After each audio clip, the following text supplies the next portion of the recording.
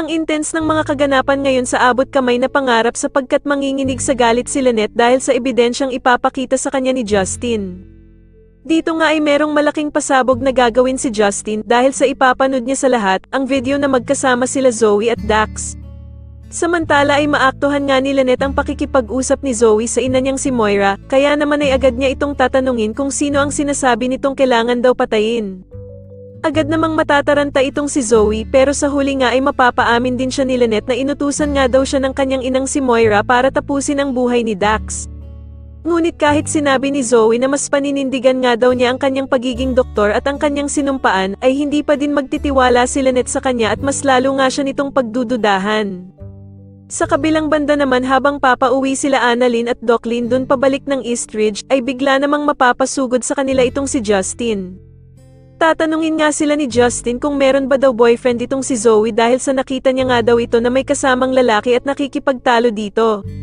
Sasagutin naman siya ni Annalyn na wala naman daw siyang nababalitaan na merong boyfriend itong si Zoe. At dito nga ay biglang ilalabas ni Justin ang video recording niya na nakunan niya si Zoe habang nakikipagtalo sa isang lalaki. Kaya naman ay gulat na gulat itong si Annalyn nang makita niya ang video dahil nga sa makukupirma niya na si Dax nga daw ang lalaking kasama ni Zoe.